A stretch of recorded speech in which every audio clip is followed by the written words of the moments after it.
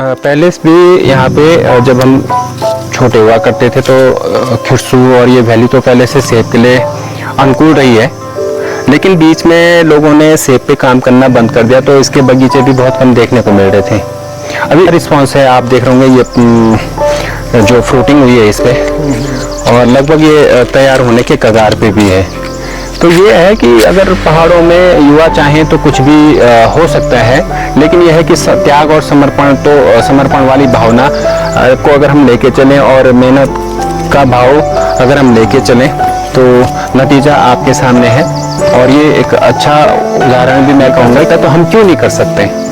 इसमें बहुगुणा जी एक बात गांव से भी मैं जब ट्रेवल कर रहा था पता लगी है, यहाँ आपके आने पर भी पता लगी जी कि आपने बड़ा ही अच्छे तरीके से ये जो कार्य किया है, इससे कहीं ना कहीं प्रेरणा मिली है उन लोगों को जो पलायन करने का सोच रहे हैं। जी जी जी। पलायन ना करके आपका ये कार्य उनके लिए प्रेरणादायक है कि जो यहाँ रहकर ये काम कर सकते हैं। तो जो पलायन करने की सोच रहे हैं आप उनको क्या कहेंगे? मैं ये कहूँगा कि हम अपनी मानसिकता इस कदर बना चुके हैं कि हम पलायन करेंगे और तब हमारी आजीविका तब हम कुछ कमाएंगे धमाएंगे। लेकिन मेरा सोचना ये है कि अगर आप कोई भी काम चुन लो, मैं ये नहीं कहता कि सिर्फ पर्यटन और बागवानी ही चुने, बहुत सारे ऐसे काम हैं।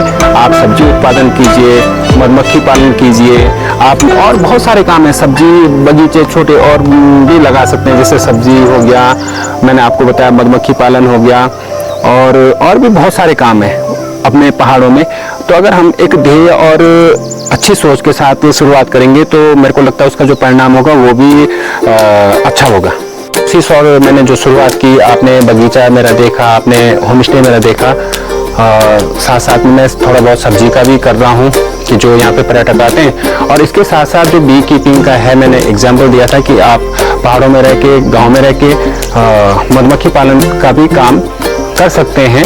तो एक मैंने शुरुआत की और अभी आप यहाँ पे देखेंगे तो ये हमने 5 साल हो गए इसको, और मैं बी कीपिंग पे भी काम कर रहा हूँ। वर्तमान में मेरे पास इस तरह के 4 कॉलोनी हैं मधुमक्खी की। तो इसमें से जो हम शायद जितना भी होगा, हालांकि इतना ज़्यादा तो नहीं होता है, लेकिन साल भर में 2 बार हम इससे शहद निकाल लेते हैं, तो हमें 2-3 किलो एक कॉलोनी से शहद भी निकल जाता है। आपको पता है कि वर्तमान में जो शहद की है वो डिमांड है, वो बहुत ज़्यादा है, इसकी डिमांड बहुत ज़्यादा है। और इस तरह से हालांकि हर चीज़ को आप यहाँ पे अगर देखेंगे तो ये इसमें मधुमक्खी पूरी भरी हुई है नीचे।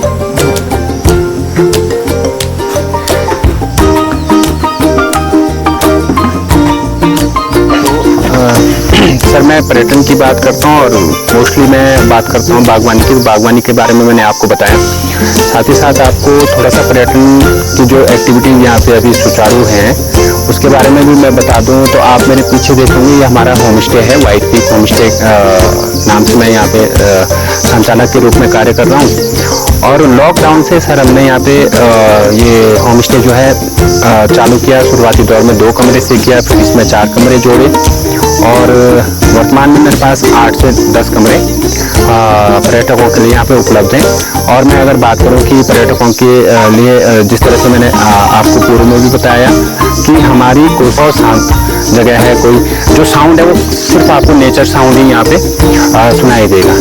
और सामने पहले जो सबसे अच्छा जो व्यू होता है वो हिमालय दर्शन का होता है। तो अभी बादलों से इधर ढका हुआ है, लेकिन जो पूरी रेंज है यहाँ पे हिमालय की, वो आप यहाँ पे रेंज देख सकते हैं। बद्रीनाथ में आपका बद्रीनाथ से लेकर गंगोत्री तक की जो हिमालय रेंज है वो आप यहाँ पे देख सकते हैं।